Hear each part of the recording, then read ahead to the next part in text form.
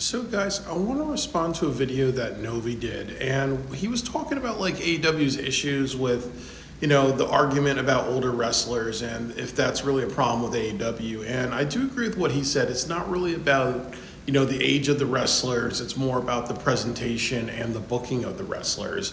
And then you look at, like concurrent champions like Konosuke Takeshita and Kyle Fletcher, who are champions who are younger than 30 years old.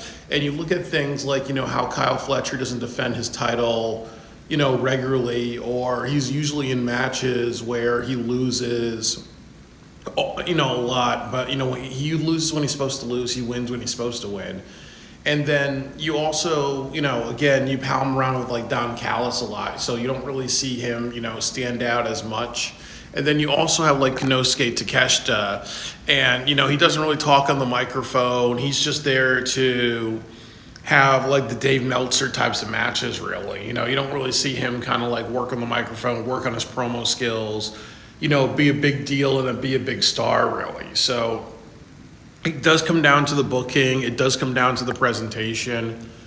And also, it kind of runs into the other issue we see with AEW is that and WWE does this a lot, where sometimes somebody becomes a champion and usually they lose too much. And the reason why they lose too much is that, they're supposed to win when they're supposed to win, and then they're supposed to lose when they're supposed to lose. Like when you have like matches with like Will Ospreay or Kenny Omega or like a star that Tony wants, then usually Fletcher and Takeshita is going to lose, really. So sometimes when you have a young star, they're just not booked that well, and I really think it comes down to the booking. And then the other argument is that you look at wrestlers like, Ricky Starks, who was the tag team champion, and he was kind of like a passover to Sting and Darby. Or you look at Powerhouse Hobbs, where he's won the TNT title a couple of times and the FTW title, but they've taken that title off of him a few times. Or Sammy Guevara, he's not done anything like really memorable. Or like, I think as Noe brings up, you look at Private Party and how they were really transitional champions, and they were booked as part of Team AEW, and a lot of people were saying, okay, well, Team AEW, the people going against the Death Riders are like the Dark Order, Orange Cassidy, Private Party, and a lot of people who've not been booked that well, who usually lose on television.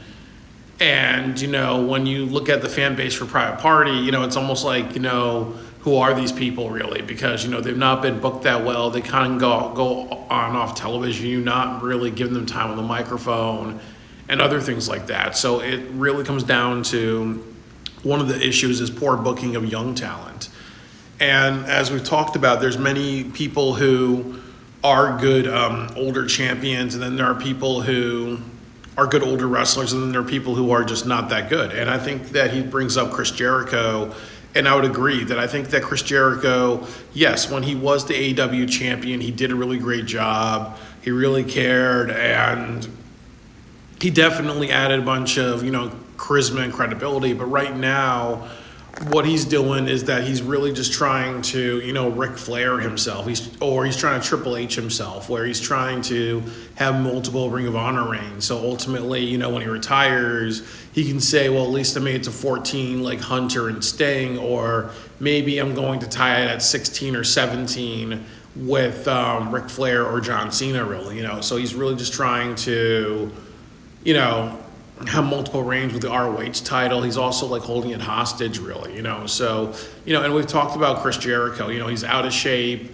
He's been over-featured. He does dumb comedy, and his whole gimmick is that his head's really, really up his ass, really. And it's like what people say. There's two types of heat. There's, heat that gets you over in a really big way, like The Rock during the Attitude Era, or Stone Cold being the anti-hero, or Roman Reigns, part of the bloodline, where you draw money. And then there's get the fuck off of television heat, where a wrestler's just occupying so much time and they're killing the ratings, like Moxley and the Death Riders, or in TNA Wrestling when you had Dixie Carter, Hulk Hogan and Bischoff, and you also had Bully Ray and a couple other people. And then like on the WWE side, you can even argue, as people say, John Cena was a get the fuck off of television type of heel, because people consider him a heel because he always had the championship for a very long time. It was always about him. So he was like a pseudo like heel, or like even like Triple H in the early 2000s. A lot of people got like sick of him kind of holding up things.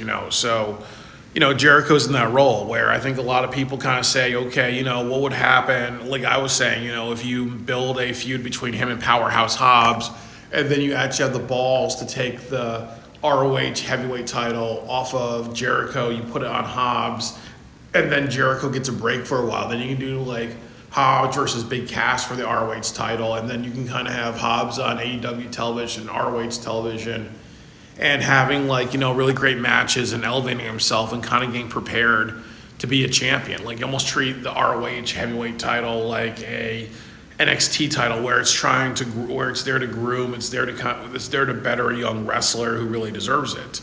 So it's like what I said, really, that, that would be like what the best thing Jericho can do now, but we don't know about that. And then the other thing is you look at another wrestler that I do like that I think, is very charismatic is Billy Gunn. Yes, he was the Trios champion with the Acclaim, but it's really kind of like he doesn't have that much of a purpose now. He does have great matches. Definitely people felt for him when he did like the retirement tease, but he's definitely one of those wrestlers that I feel like it's almost like, you don't really see him being a singles wrestler. You don't really see him having a lot of matches now where he kind of is giving like a good performance. He's just really there to be Anthony Bowen's friend. Like I've said, like, it would be cool if they set up,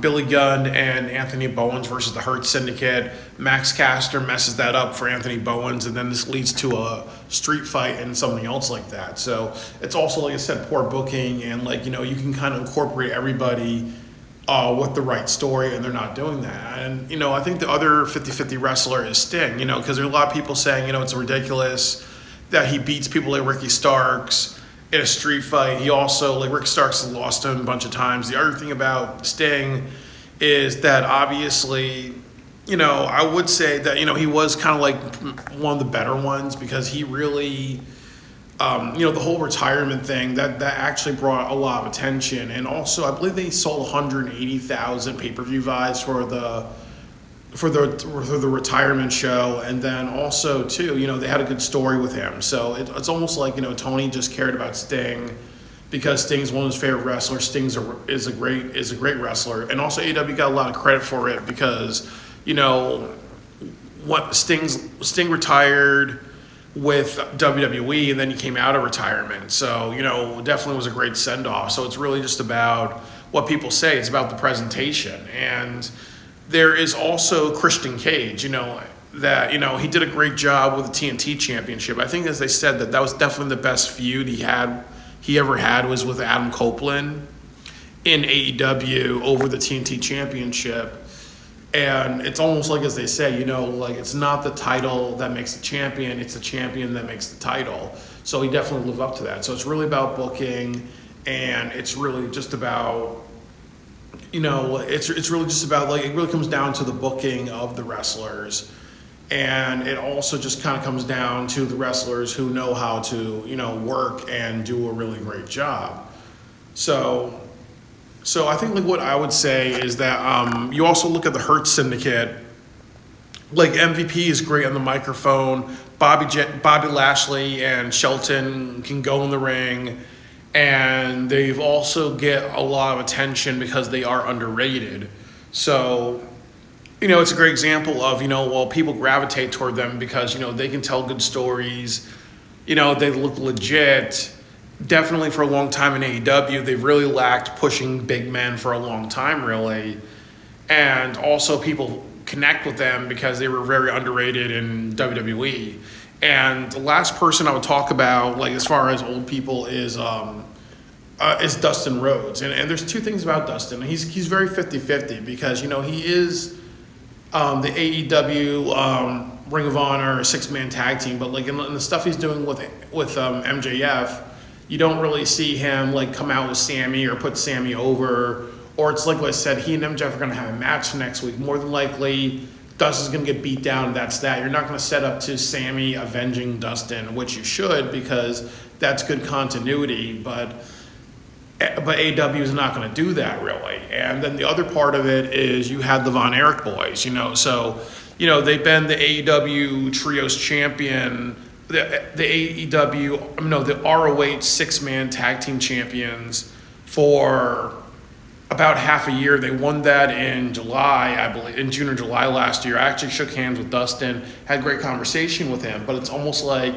how can they be legitimate champions if they only defended the title one or two times, and also I believe that the Von Erichs were actually in MLW, so it's almost like you're giving people a championship of your company, but they're finishing up in another, company as well, really, so it doesn't make any sense. For example, it would not make sense if Joe Hendry won the NXT championship in Denver last September, and then you're like, okay, now he's signed to both companies, and we just announced that at the Royal Rumble or something like that, really. So, it doesn't make sense, So it really comes down to a lot of poor booking at Tony Khan. And then also, too, while I like Dustin and he's a really great wrestler and he has a lot of, and he can go in the ring and all that, it does come down to poor booking. I think that, as I said, him and MJF, right now it's good, but that's more to kind of, you have a match where he gets beaten down by MJF, he takes it too far, then it's more about Jeff Jarrett getting over than the Von Erich boys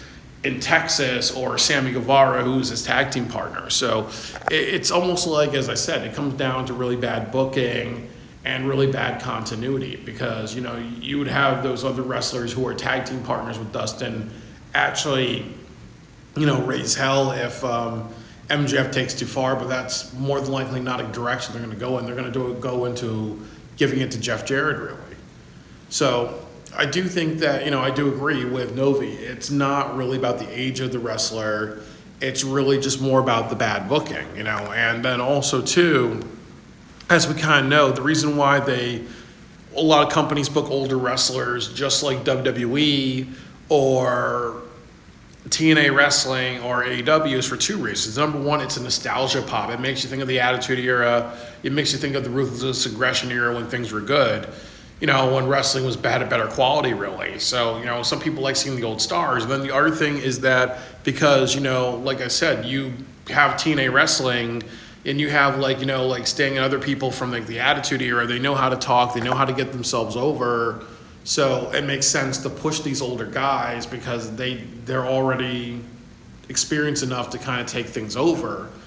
But the problem is you also run into that issue of, if you always rely on older people, it becomes like a rerun, really. It's like, why should, it doesn't appeal to anybody. Like, you look at Hogan in TNA Wrestling, he did the exact same thing he did in WCW, a NWO type of takeover. Or you look at, what you see a lot in AEW with Jeff Jarrett. You kind of see what he did in TNA Wrestling, where he put a lot of attention on himself and was trying to make him the good guy.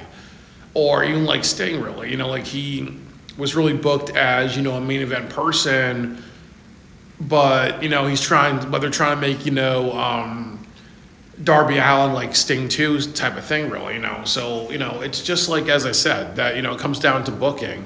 But also, the other part of it is that's why veterans are relied on, or older wrestlers are relied upon. But the other issue, and I think what people have to realize, is that you need the younger wrestlers. Because I do agree with Novi was saying that, you don't really have a show if you always rely on older people. Because it's what if you, with AEW, that's one of the reasons why when they started, a lot of people were really happy to see all the younger stars, really. Because they had two types of stars. They had a lot of stars who were new, like MJF, Sammy Guevara, and and so on. They had a huge roster of new wrestlers, and then they also had a bunch of people in WWE like Miro and John Moxley and Bryan Danielson and a couple other people who've had experience, but they've been